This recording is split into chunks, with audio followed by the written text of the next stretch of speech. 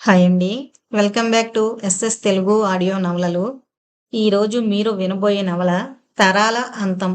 కోమలాదేవి గారు రచించారు. 1980లో వచ్చిందండి ఈ నవల. ఇక నవల్లోకి వెళ్ళిపోదాం. ఊహా జగత్తులో మధురమైన కలలు కంటూ ఉషోదయ సమయంలో ఆ బంగారు కలలన్నీ నిజం కావాలని కోరుకుంటూ మాధురి అద్దం ముందు నుంచుంది. తన ప్రతిబింబం ముద్దుగా ముచ్చటగా ఉంది.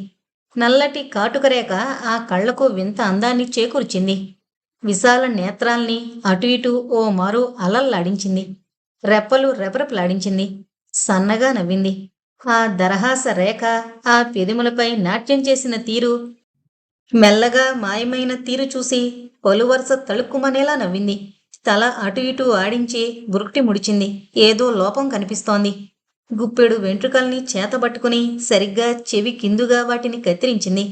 అలాగే మరో చెవి కింద కత్తిరించింది. పొట్టిగా ఉన్న వెంట్రుకల్ని చెవి వెనకాతలగా దువ్వింది. చెవి చుట్టూ తిరిగి ఆ పొట్టి వెంట్రుకలు ఆమె ముఖాన్ని చిన్నపిల్ల ముఖంలా మార్చివేశాయి. పుస్తకాలు తీసుకుని కిందకొచ్చింది. టిఫిన్ తిని కాలేజీకి వెళ్ళాలి. ఈ లోపున ఎవరి కళ్ళా పడకూడదు. డైనింగ్ హాల్లో ఒంటరిగా వచ్చి కూర్చుంది. తల్లి కమల మాధురి వైపు కోపంగా చూసింది. అదేంటే పొట్టేలు కొమ్ములు తిరిగినట్లు ఎందుకు కత్తిరించుకున్నావు అంది. ఇది ప్రస్తుతం ఫ్యాషన్ అమ్మా, అంతా కత్తిరించుకుంటున్నారు. అన్నీ వెరిచేష్టలే, తిను అని ప్లేటు ముందుకు తోసింది. 10 నిమిషాల్లో తిని మేడ మీదకు వెళ్ళింది. తయారై మెల్లగా కిందకొచ్చి అటు ఇటు చూసింది. గేటు దాటే లోపల ఇంట్లోని పరివారంలో ఎవరో ఒకరు తారసిల్లుతారు. అందుకని గబగబా నడుస్తూ ఒక్కో గది దాటుతూ హాల్లోకొచ్చింది. ఆ వేళప్పుడు ఆ గదిలో ఎవరూ ఉండరు. ఇంకొక 4 అడుగులు, ఆ తర్వాత బయటపడి హాయిగా వెళ్ళిపోవచ్చు. అంతలో మాధురి ఇలారా అన్న పిలుపుకు బిక్కచచ్చిపోయి ఆగిపోయింది. పెద్ద కిటికీ పక్కన పెద్ద ఒత్తైన సోఫాలో తాతయ్య కూర్చునున్నాడు. అప్పుడే వెళుతున్నావేమా? కాస్త పనుంది తాతయ్య. తెచ్చిపెట్టుకున్న శాంతంతో అంది. ఎక్కడికి వెళుతున్నావు? కాలేజీకి. తడబాటును కప్పిపుచ్చుకుంటూ అంది. ఇలా దగ్గరకు రా ఆశ్చర్యంతో అన్నాడు. మాధురికి చెప్పరానంత కోపం వచ్చింది. నాకు టైం లేదు తాతయ్య అంది విసుగ్గా. ఆయన ఆ జవాబుకు నిర్ఘాంతపోయి నిటారుగా కూర్చున్నాడు. మాధురి ఇలారా తాతయ్య కంఠంలోని ఆజ్ఞను వర్తించి విసుగ్గా కోపంగా నడుస్తూ దగ్గరగా వెళ్ళింది. కాలేజీకి వెళుతున్నావా అన్నాడు ఆమెను పరీక్షగా చూస్తూ. అవును నొక్కి పలికింది. ఇవాళ సెలవు కాదు? ఆమె హృదయం బొగ్గుమంది. తను ఓడిపోదు. వెంటనే అంది. అవును సెలవే, కానీ ప్రైవేట్ క్లాస్ ఉంది. ఏం క్లాసు? ఇంగ్లీషు. కాలేజీ తెరిచిన 2 నెలల్లోనా? అయితే ఇన్ని పుస్తకాలు ఎందుకు? ఒక ఫ్రెండ్కి ఇవ్వాలి అసహనంతో అంది. ఓ కనీ చూడు తల్లి, ప్రైవేట్ క్లాస్ అయితే ఇంత మంచి చీరెందుకు? డీసెంట్గా ఉండేవి కట్టుకో. అయినా ఇలాంటి ఉల్లి పొరలాంటివి కట్టకు. సెంటు సీసాను మీద ఒలకబోసుకున్నంతగా గుబాళిస్తున్నావు. కాలేజీకి వెళ్ళేటప్పుడు సెంట్ ఎందుకమ్మా? నేను సెంటే పూసుకోలేదు, స్నో రాసుకున్నాను. ఓ సర్లే, చీర మార్చుకునిరా. నాకు ఆలస్యమవుతుంది తాతయ్య అంది చికాగ్గా. పర్వాలేదు, నాకు కూడా పనుంది. కారులో వచ్చి నిన్ను కాలేజీలో వదిలొస్తాను.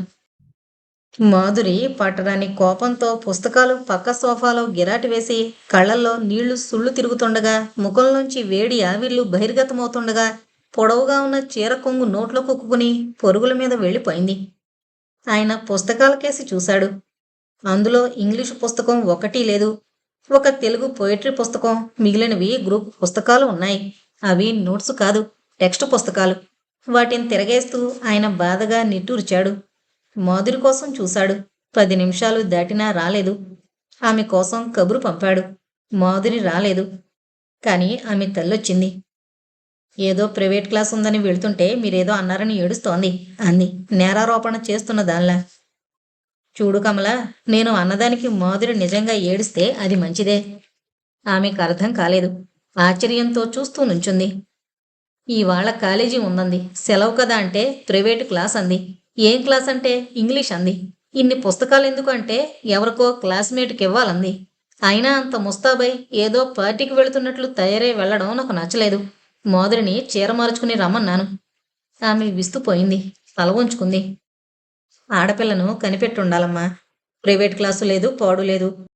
వారం నుంచి మాధురిని గమనిస్తున్నాను. మనం జాగ్రత్తగా ఉండాలి. ఏడవని, నువ్వు కంగారు పడకు. ఆమె మరి మాట్లాడలేదు. గబగబా అక్కడి నుంచి వెళ్ళిపోయింది. కూతురు గదిలోకి వెళ్ళి నుంచుంది. మంచం మీద బోర్లా పడుకుని వెక్కిళ్ళు పెడుతోంది. ఆమె మాధురిని గమనించి చూసింది. ప్రైవేట్ క్లాస్కి ఎర్ర గులాబీలు కుట్టిన తెల్ల అమెరికన్ జార్జెట్ చీర కట్టుకుని వెళుతోందా? తలలో ఎర్ర గులాబీలు తురుముకుందా? Watch strap ఎర్రది పెట్టుకుందా? ఆ గది సెంటు వాసంతో నిండుంది. బాబోయ్! ఇందాక తను చూసి టిఫిన్ పెట్టింది గాని కూతురు అసందర్భంగా డ్రెస్ చేసుకున్నట్లే గుర్తించలేదు. తను పరధ్యానంగా ఉండుంటుంది. ఆ తల వెంట్రుకలు కత్తిరించుకుందన్న కోపంలో ఉండి అసలు విషయంపై ధ్యాస ఉంచలేదు. మాధురి తర్వాత వెళ్ళి చీర మార్చుకుందని ఆమెకు తెలీదు. ఆమె క్రోధం అవధులు దాటింది. ఎడమ చేత్తో కూతురి జడ మెడ దగ్గర పట్టుకుని కాస్త విసురుగా ఊపింది. తల్లొచ్చి సర్ది చెప్పి అనునయంగా మాట్లాడుతుందని, ఇక మీదట తాతయ్య బెడద లేకుండా చేస్తుందని, తాతయ్యను తాతయ్య లోకం దాటి బయటికి రాకుండా హద్దుల్లో ఉంచొస్తుందని, తను మెల్లగా వెళ్ళిపోవచ్చునని, తల్లి తనను బ్రతిమాలి బొజ్జగించి పంపుతుందని ఆశించిన మాధురికి తన జడను పట్టి విసురుగా ఊపుతుంటే దిగ్భ్రమ చెంది బాధగా అబ్బా అంది. ఆమె జడ వదలకుండా అలాగే పట్టుకుని లేపింది. అబ్బా అంటూ మాధురి బాధగా అరిచింది. ఆమె కూతుర్ని తన వైపుకు తిప్పుకొని, నోర్మి దరిద్రపుదాన, అబద్ధాలాడ్డం నేర్చుకున్నావా? లే, చీర మార్చుకుని వెళ్ళు, తాత ఎదురు చూస్తున్నారు. మాధురి నోట మాట్రాక మౌనపురేడి చూస్తోంది. లే, ఆమె అరిచింది. తల్లికి అంత కోపం వస్తుందా అనుకుని చటుక్కున లేచింది. వెళ్ళి వేషం మార్చుకునిరా అని ఆమె అక్కడే కూర్చుంది. మాధురి ముఖం పాలిపోయింది. నోరెత్తితే తల్లి ఏమైనా చేయగలదని మౌనంగా తన వేషం మార్చుకుని వాయిల్చీర కట్టుకుంది. పద, నేను వస్తాను అంది. ఇద్దరూ హాల్లోకొచ్చారు. తాతయ్య సుందరయ్య జరీ కండువా వేసుకుని బెత్తం పట్టుకుని రెడీగా ఉన్నారు. రామ్మ పోదాం అన్నాడు మనవరాల్ని చూసి. నేను వస్తానండి అంది కమల. వద్దులేమ్మా, నేను వెళుతున్నానుగా అన్నాడు. మామగారు కూతురు అలా వెళ్ళగా ఆమె కళ్ళల్లో నీళ్లు తిరిగాయి. తన ముద్దుల కూతురు మాధురి అబద్ధాలాడి వెళుతోందా? ఎక్కడికి? ఎందుకంత ముస్తాబు? ఎవరికోసం? బాబోయ్! ఆమె అక్కడ ఉండలేక లోపలికి వెళ్ళిపోయింది. తిన్నగా మాధురి గదిలోకి వెళ్ళి పుస్తకాలు తెరిచి చూసింది. పొరుపు కింద చూసింది. ఏమీ కనపడలేదు. అప్పటికే ఆమె హృదయం శాంతించింది. కారు కాలేజీ ఆవరణలోకి వెళ్ళింది. ఒకరిద్దరు తప్ప ఆ ఆవరణలో మరెవరూ లేరు. మాధురి మౌనంగా కూర్చునుంది. వరుసగా ఉన్న లెక్చర్ హాల్స్ను దాటి వెళ్ళింది కారు. లోపల విద్యార్థులు లేరు. మాధురి, టైం ఎప్పుడన్నావు? 10 గంటలకు. ఇంకో అరగంట ఉంది. ఎవరూ రాలేదు. ఇక్కడే కూర్చుందాం అన్నారాయన. మాధురి సరే అన్నట్లు కారులోనే కూర్చుంది. సుందరయ్య డ్రైవర్తో ముచ్చట పెట్టుకున్నాడు. అరగంట దాటింది. 3/4 గంట గడిచింది. వాచ్మెన్ వచ్చాడు. పలకరించి వెళ్ళిపోయాడు. మాధురి, బహుశా క్లాసు క్యాన్సిల్ చేశారేమోనమ్మా. పద పోదాం, ఇంటికి పోని అన్నాడు డ్రైవర్ను ఉద్దేశించి.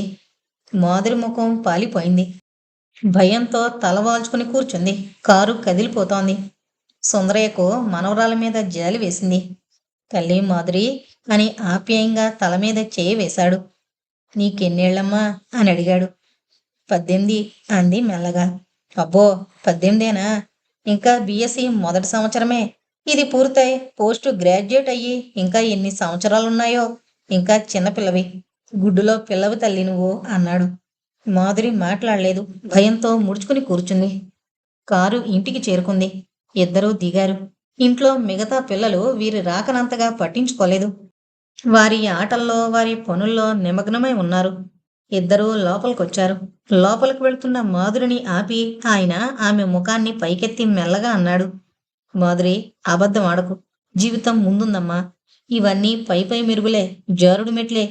ఈ వయసులోనే స్థిరంగా నిలబడాలి. వెళ్ళు. వెళ్ళు అనడం తడువు. మాధురి పరిగెత్తుకుంటూ లోపలికి వెళ్ళింది. తల్లి తటస్థపడుతుందేమోనన్న భయంతో ఇంకా జాగ్రత్తగా తన గదిలోకి అడుగు పెట్టింది. ఎవరూ లేరు. కానీ గదంతా చిందరవందరగా ఉంది. గబగబా పుస్తకాలన్నీ సర్దుకుని కిటికీలోంచి బయటకు చూస్తూ నుంచుంది. తల్లికి ఏం చెప్పాలి? మరొక అబద్ధం బాబోయ్, ఈ మారు ప్రాణం తీస్తుంది. అయినా ఈ కాలం ముసలవాళ్లే ఇంత సరదాగా తిరగనివ్వరు. అన్నింటికీ ఆంక్షలే. సిఐడీలను పెట్టిస్తారు. మాటకు ముందు మా కాలంలో అంటూ ప్రారంభిస్తారు. ఏం కాలం అది? బోడి కాలం. ఒక ముద్దు ముచ్చట లేని డ్రై లైఫ్ అది. బంగారు సంకెళ్ళేసుకుని తృప్తి పడేవారు ఆ కాలం ఆడవారు. ఈ అధునాతన యుగంలో కూడా ఆ పాతకాలం నాటి నీతి నియమాలు అనుసరించాలంటారు. ముసలమ్మల్లా తయారై వెళ్ళాలి. చక్కగా మోడర్న్‌గా తయారై వెళ్ళకూడదు. పైనుంచి కింద వరకు బురకా వేసుకున్నట్టు చీర కట్టుకోవాలి. లేకపోతే మోడెస్టీకి భంగం కలుగుతుందట. గుమ్మం దాటాలంటే 1,90,000 ప్రశ్నలు. వాటికి జవాబులిచ్చి బయటికెళ్ళే కంటే ఇంట్లో ఉండడం నయం. ఈ తాతయ్యకి మరో పనిలేదు. తీరిగ్గా కూర్చుని యవ్వనస్తుల జీవితాల్ని పాడు చేస్తూ ఉంటాడు. తన బంగారు కలలన్నీ కన్నీటిలో కరిగిపోయాయి. స్త్రీ పురుషులు సమానంగా ఉండాలి అనే ఈ కాలంలో తన చుట్టూ ఈ 3 గీతలు గీస్తున్నారెందుకు? ఆమెకు విరక్తి పుట్టింది. రెక్కలు విప్పుకొని ఆనందంగా స్వేచ్ఛగా ఎగురుతున్న తన రెక్కల్ని వీళ్ళంతా కలిసి తెగ నరికి తనను కింద పడేశారు. తను ఈ అంధకారంలో పోకులాడాలి. తన క్లాస్మేట్స్ కొందరు ఎంత సరదాగా జీవితాన్ని వెళ్ళబుచ్చుతున్నారు. వివాహపూర్వ ప్రేమకు ఎంత ప్రాధాన్యత ఇస్తారు. జీవితమే వృధా అనిపించింది మాధురికి. ఇకపై తనపై నిఘా వేసి ఉంచుతారు. తాతయ్య మీద ఆమెకు చెప్పరానంత కోపం వచ్చింది. కిటికీ ఊచల్ని పట్టుకుని పళ్ళు పటపటా కొరుక్కుంది. తాతయ్య, ఐ హేట్ హిమ్ అని 10 సార్లు అనుకుంది. తలుపు మీద ఎవరో మెల్లగా తట్టారు. యువతలకి తిరిగింది. ఆ తట్టడం ఆమెకు తెలుసు. అన్నయ్య రవి వచ్చాడని. రవి మెల్లగా తలుపు తోసుకుని లోపలికొచ్చి తలుపు గడియ వేశాడు. అన్నను సూటిగా చూసే ధైర్యం లేక మళ్ళీ అటు తిరిగి నుంచుంది. కాని దుఃఖం పెట్టుకునొచ్చింది. వెక్కుతూ అంది, అన్నయ్య, నువ్వు కూడా తిట్టు, కొట్టు, నాన్నకు చెప్పు. రవి మంచం మీద కూర్చుని చెల్లివైపు బాధగా చూశాడు. అతడికి చెల్లెల మీద చాలా కోపంగా ఉంది. కాని ఈ విషయాన్ని తెలివిగా బోధపరచాలి. కోపానికి పౌరుషానికి ఇది సమయం కాదు. మాధురి వయసు అలాంటిది. ఆమెకు 17.5 సంవత్సరాలు. యవ్వన ప్రాంగణంలో అడుగుపెట్టి గులాబీ పూలు గుబాళించినట్లున్నదని ఆనందించడంలో ముళ్ళమాట మరిచిపోయింది. యవ్వనపు పొంగులో హద్దుల్ని ఎదిరించడానికి వెనుతీయలేదు. ప్రపంచమంతా పంచవన్నెల చిత్రంలా అందంగా కనపడింది. అందులో విహరించడానికి ఆటంకాలు లేవనుకుంది. తన కోరికలు విశృంఖలమైన నాడు ఆమె అబద్ధం చెప్పడానికి వెనుతీ లేదు. మాధురి, అసలు నువ్వు ఎక్కడికి వెళ్ళాలనుకున్నావు? కాలేజీకి, అంది ఠకీమని. ఎందుకు? నా ఇష్టం. నువ్వు గుమ్మం దాటినప్పుడంతా ఎందుకు వెళుతున్నావో చెప్పి వెళుతున్నావా? లేదు, కానీ ఎవరైనా అడిగితే మాత్రం అబద్ధం చెప్పలేదు. ఆ మాట ఆమె చెంప మీద చెళ్ళున కొట్టినట్టయింది. నన్ను క్రాస్ ఎగ్జామిన్ చేసినట్లు ప్రశ్నల వర్షం కురిపిస్తుంటే కోపం పట్టలేక అబద్ధం చెప్పాను. సర్లే, ఒప్పుకున్నాను. ఇప్పుడు నిజం చెప్పు. మాధురి మౌనంగా అటు తిరిగిపోయింది. నీ పొట్టేలు కొమ్ములు భలేగా ఉన్నాయి అన్నాడు నవ్వుతూ. మాధురికి కోపం వచ్చింది. రుసరుసలాడుతూ చూసింది.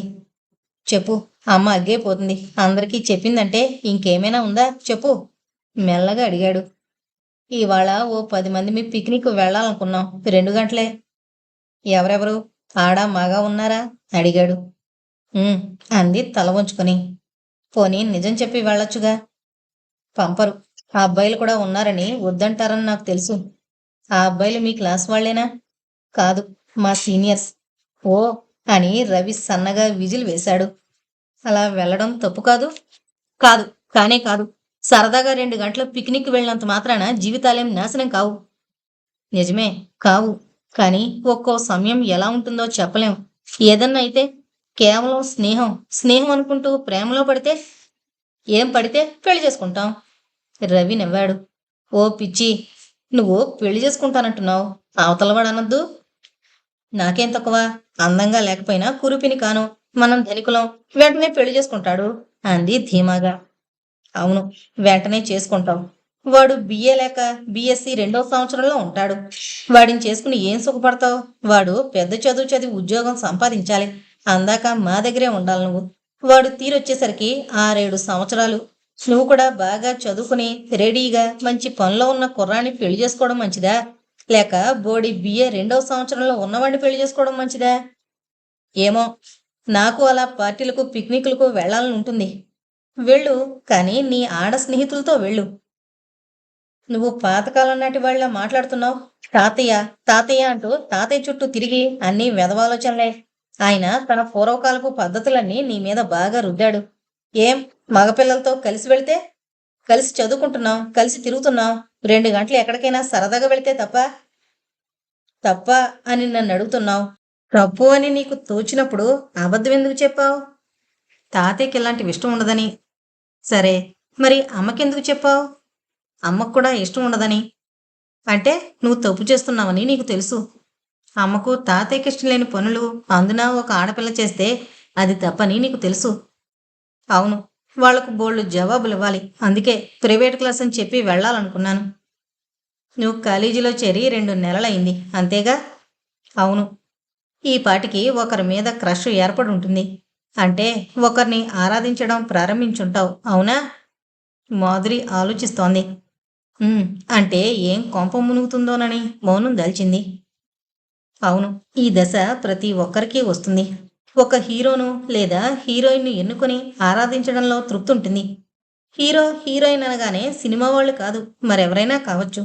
మనం కాలేజీ పక్షులం కనుక కాలేజీలో ఒక లెక్చరర్‌నో, ఒక సీనియర్‌నో లేదా ఒక స్పోర్ట్స్ మ్యాన్‌నో, ఒక మంచి వక్తనో లేదా ఒక అతి తెలివైన విద్యార్థినో గురిగా పెట్టుకోవడం మామూలు. ఇది ఆరోగ్యకరమైన ప్రక్రియ. ఆడవారు ఆడవారిని ఆరాధించి సంతృష్టి చెందుతారు. వృక్షాలు సూర్యరశ్మికి ప్రభావితమై సూర్యకిరణాల వైపుకు ఒరిగిపోవడం ఎంత సహజ చర్యనో, అలాగే యవ్వన దశలో ఒక గురిని పెట్టుకుని ఆ వైపుకు మొగ్గి మనడం అంత సహజం. కానీ ఈ లక్ష్యం అనేది మనిషిని ఉన్నత స్థానానికి తీసుకువెళ్ళాలి. ఒక వ్యక్తిని గురిగా పెట్టుకోవచ్చు. లేదా డాక్టరో, ఇంజినీరో, టీచరో కావాలన్నది గురిగా పెట్టుకోవచ్చు. కానీ గురిగా పెట్టుకున్న వ్యక్తి మీద మోహం పెంచుకుని దిగజారిపోకూడదు. ఉదాహరణకి నాకు మా ఫిజిక్స్ లెక్చరర్ అంటే ఎంతో క్రష్ ఉండేది. ఆమె ఎంతో మంచిది. బ్రహ్మాండమైన తెలివి గలది. క్లాస్ అంతటినీ ఆకట్టుకోగల శక్తి ఆ లెక్చరర్‌లో ఉండేది. ఆమె క్లాసుకి వెళ్ళాలంటే ఎంతో ఉత్సాహంగా ఉండేది. ఆమె ప్రతి కదలికను ఎంతో ఆసక్తితో గమనించేవాణ్ణి. ఆమెను ఇంప్రెస్ చేయాలని, ఫిజిక్స్‌లో మంచి మార్కులు తెచ్చుకోవాలని తాపత్రయపడి కృషి చేసి మంచి మార్కులు తెచ్చుకొని చివరికి 85% తెచ్చుకున్నాను. ఆమె వయసు 35. అతి మామూలు వ్యక్తి. అలాగే మా ఫ్రెండ్ ఒకడికి ఇంగ్లీషు లెక్చరర్ అంటే క్రష్‌గా ఉండేది. అతడు అమితాబ్ బచ్చన్‌లా ఉంటాడని ఆయన చుట్టూ తిరిగేవాడు. ఇంగ్లీషు కాంపిటీషన్స్‌లో ఫస్ట్ వచ్చేవాడు. అమితాబ్ బచ్చన్ అంటూ సినిమాల చుట్టూ తిరగలేదు. ఆ లెక్చరర్ కూడా వాడికి అన్నింటిలో చేయూతనిచ్చి సహాయం చేసేవాడు. వాడు గొప్ప షేక్స్‌పియర్ నాటకుడయ్యాడు. అదొక ఆరాధన, సరదా. హృదయం నిండుగా ఆ వ్యక్తి తాలూకా సద్భావనుండగా ఇతరమైన ఆలోచనలకు తావే ఉండకూడదు. అలాంటి లెక్చరర్లు ఈనాడు మా కాలేజీలో లేరు అని గట్టిగా చెబుతావేమో. అలాంటప్పుడు నీ తెలివితేటల్ని, శక్తిని ఇతర లాభదాయక ప్రక్రియల మీదకి మళ్లించు. ఎక్స్ట్రా కరిక్యులర్ యాక్టివిటీస్ మీద శ్రద్ధ తీసుకో. అన్నట్లు నీకు చిన్న చిన్న రిపేర్లు చేయడం హాబీ కదా. నీది మెకానికల్ మైండ్. పుస్తకాలు తెచ్చివనా? రేడియో. మాధురి కస్సున లేచింది. అయితే నన్ను radio repair, watch repair shop పెట్టుకోమంటావా అంది. ఆమె కళ్ళల్లోని ఎర్రజీరను చూసి అక్కర్లేదు, నేర్చుకోవడంలో తప్పులేదు అన్నాడు నవ్వుతూ. మాధురి మాట్లాడలేదు. మళ్ళీ అటు తిరిగిపోయింది. నేను చెప్పేది నీకు వంట పట్టడం లేదు. నీకు అస్తమానం సరదాగా తిరగాలని అనిపిస్తోంది అవునా? అవును అంది గట్టిగా ఒత్తి పలుకుతూ. అలా తిరగడానికి వీల్లేదనే కదూ నీ బాధ? అవును అంది ఇంకాస్త కంఠం హెచ్చించి. నువ్వు చిన్నదానివి. ఎన్నో విషయాలు నీకు అర్థం కావు. అందుకే నీకన్నా పెద్దవారు బోధపరిస్తే గ్రహించాలి.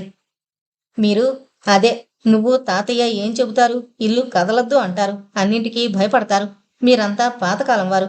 ఈ రోజు అందరూ నా కోసం చూసుంటారు. నాకెంత అవమానం. మా ఇంట్లో వద్దన్నారు అని చెబితే వాళ్ళంతా ఎంత హేళనగా మాట్లాడి నవ్వుతారు అంది ఏడుస్తూ. ఏం మీ ఇంట్లో వాళ్ళు అనుమతిచ్చినట్లు చెప్పేసుకున్నావేమిటి అన్నాడు ఎత్తి పొడుస్తూ. నీకంతా తమాషాగానే ఉంటుందిలే. రేపు వాళ్ళ ముఖం ఎలా చూడను అంది కళ్ళు తుడుచుకుని. ఏం మహారాణిలా చూడు. రావడానికి వీల్లేకపోయిందని చెప్పు. ఎందుకు అని అడిగితే మాట్లాడకు. ఎందుకు మాట్లాడను? మా ఇంట్లో పాతకాలం నాటి అలవాట్లు, నీతి నియమాలతో మగ్గిపోయే 2 ముసలాళ్ళున్నారని చెబుతాను. వాళ్ళు నన్ను కట్టి పడేస్తున్నారని చెబుతాను అంది కసిగా. చూడు మాధురి, నీతి నియమాలు ప్రతి ఒక్కరికి ఒకటే. తాతయ్య గారి కాలంలో ఎటువంటి నియమాలుండేవో ఇప్పటికీ అవే ఉన్నాయి. ముఖ్యంగా స్త్రీ పురుషుల నైతిక విలువలు కాలంతో పాటు మారిపోతాం. కాస్త కూర్చుని సావకాశంగా ఆలోచించు. నా మాటల్లోని అర్థం నీకు బోధపడుతుంది. నువ్వు ఆడపిల్లవైపోయావు. నీకు నేను విడమర్చి చెప్పే స్థితిలో లేను. ఒక్క మాట చెబుతాను. అనాదిగా స్త్రీకి శీలం ప్రధానం అన్నారు. అదే ప్రస్తుతం కూడా. ఆ కాలంలో స్త్రీ ఇంట్లో ఉండి గృహాన్ని చక్కదిద్దుకుని తండ్రి, భర్త, కొడుకు నీడల్లో భద్రంగా ఉండేది. ఈ కాలంలో ఉద్యోగరీత్యా బయటకు వెళ్ళి పురుషునితో సమానంగా ఉద్యోగం చేసి సంపాదిస్తోంది స్త్రీ. అంత మాత్రానికి ఆమె ప్రవర్తన విచ్చలవిడిగా ఉండొచ్చునన్న లైసెన్స్ సంఘం ఇవ్వలేదు. ఆమె ఇప్పుడు కూడా తండ్రి, భర్త, కొడుకుల రక్షణలో ఉండవలసిందే. ఆనాడు సంపాదన లేదు కాబట్టి ఆర్థిక విషయాల్లో జోక్యం కలిగించుకోలేకపోయేది. ఆర్థికంగా ఒకరి కింద ఉండవలసి వచ్చేది. కానీ ఈనాడు ఆర్జిస్తోంది. ఆర్థిక స్వాతంత్రం ఉంది. ఆమె మాటకు విలువ ఉంది. ఆర్థిక విషయాల్లో ఆమె జోక్యం కలిగించుకుని తగు రీతి వ్యవహరించగల స్తోమత సంపాదించుకుంది. దీన్ని ప్రగతి అంటారు. కానీ మాధురి, ఆమె నిర్భయంగా ఎక్కడికి వెళ్ళలేదు. ఆ స్వాతంత్రం ఆమెకు సంఘం ఏనాడు ఇవ్వలేదు. ఆమె చుట్టూ అదృశ్యమైన గీతలు 3 ఎప్పటికీ గీయబడున్నాయి. వాటిని తుడిచివేసే శక్తి ఎవరికీ లేదు. ఆమె తన్ను తాను రక్షించుకుంటూ పవిత్రంగా జీవించాలి. ఆ 3 గీతల్ని తుడిచివేసుకునే శక్తి, ధైర్యం ఆమెకు లేదు. ఆ కాలంలో స్త్రీ ఎలా ఉండాలని కోరిందో సంఘం ఈనాడు కూడా అలాగే ఉండాలని కోరుతోంది. ఇంతకన్నా విడమర్చి చెప్పలేను. ఎందుకంటే నువ్వు నా చెల్లెలివి. అవునులే, పురాణాల్లో అంటూ ప్రారంభించింది. పురాణాలు అటుంచు. అవి మరీ వేల సంవత్సరాలకు పూర్వం. మనం మాట్లాడుతోంది 100 సంవత్సరాల కాలం. ప్రతి యుగానికి యుగధర్మం అని ఉంటుంది. ఆ కాలం రాజకీయ, సాంఘిక, ఆర్థిక పరిస్థితుల్లో ఆ ప్రజలు ఒక తీరులో వ్యవహరిస్తారు. అది ఆ కాలానికి చెల్లుతుంది. ఈ కాలంలో చెల్లదు. 100 సంవత్సరాలకు పూర్వం ఒక విధవ జీవితం ఎంత నికృష్టంగా ఉండేదంటే ఆమె సహగమనం చేసేది. ఆ సంఘం దాన్ని ఒప్పుకుంది. ఆ స్త్రీ కూడా అదే మేలని భావించింది. కానీ ఈనాటి స్త్రీ జీవితంలో ఎంతో మార్పు వచ్చింది. సహగమనం చేసే అవసరం లేకపోయింది. కానీ ఒక్కటి మాత్రం మారిపోలేదు. ఆనాటి సీత, ఆ తర్వాత ఎల్లమ్మ, పుల్లమ్మ, రాజా రామ్మోహన్ రాయ్ కాలం నాటి మంగమ్మ, వెంకమ్మ, ఈనాటి బిందు, మాధురి, లక్ష్మిలు అంతా సత్శీలురై తనువు, మనసు ఒకే ఒకరికి అంకితం చేసుకుని జీవించాలన్న నీతి సూత్రంలో మార్పు లేదు. మాధురి ఇప్పుడు నవ్వింది. గుడ్. నేను కూడా తనువు, మనసు ఒకే ఒకరికి అంకితం చేసుకుని జీవించాలనుకుంటున్నాను. ఓకే, అభ్యంతరం లేదు. ఇప్పుడే వెళుతున్నాను అని రవి కోపంతో లేచి వెళ్ళిపోయాడు. మాధురి హాయిగా నవ్వింది. ఆ తర్వాత పిచ్చిగా నవ్వింది. పెద్ద లెక్చర్ ఇచ్చాడు. హీజ్ ఎ ఫూల్ అనుకుంది మాధురి.